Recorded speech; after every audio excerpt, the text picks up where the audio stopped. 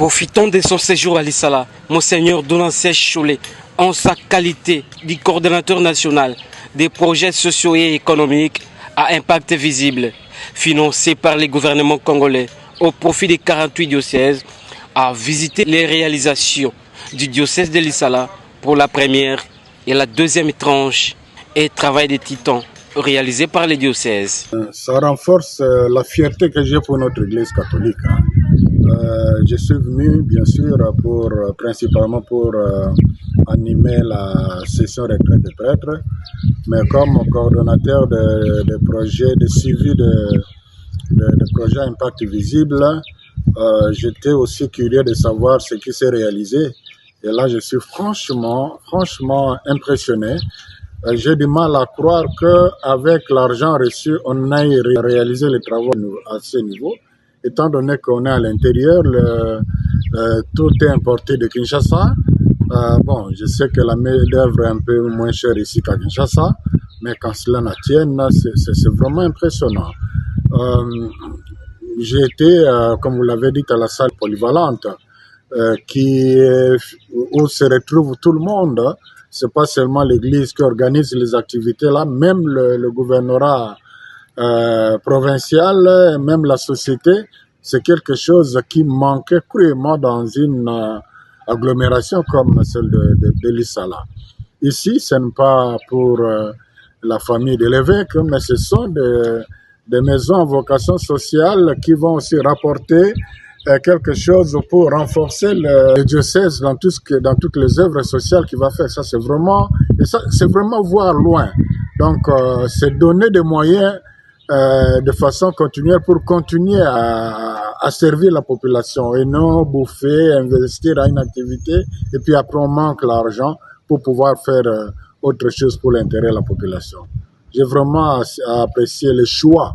Et ça rentre d'ailleurs dans la vision des 6 axes du chef de l'État. Un peu d'entrepreneuriat là-dedans et un peu de social là-dedans. Voilà, ça ferait vraiment la fierté de l'Église et aussi la fierté de l'Issala. Quand ça finira ici, ça va être clôturé.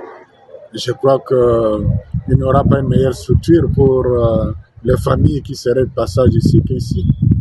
Nous avons fait le rapport à mi-parcours au chef de l'État il y a quelques mois avec images à l'appui.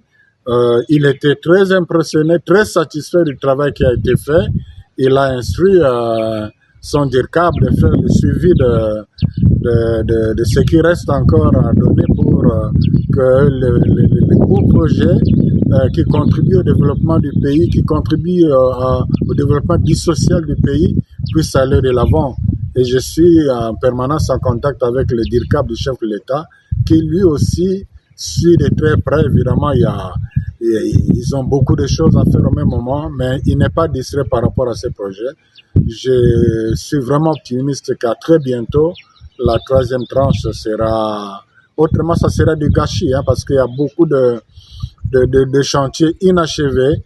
Et plus le temps passe, plus ça s'abîme, et surtout avec les pluies, on risque de vivre des situations où on a jeté l'argent plutôt que d'en utiliser pour servir. Et ils en sont conscients. Je crois que la population elle-même sera le premier témoin. Moi, je sais que l'Église, à travers le diocèse de l'Issala, fait pour la population. J'ai vu là, par exemple, l'hôpital du diocèse. L'entretien, le maintien de cet hôpital-là, ça ne peut pas se contenter seulement de petites recettes de pauvres gens-là. C'est sûr qu'il y a des moyens qui viennent d'ailleurs. La population de l'Issala sait ce que l'Église fait en termes de la santé, en termes de l'éducation.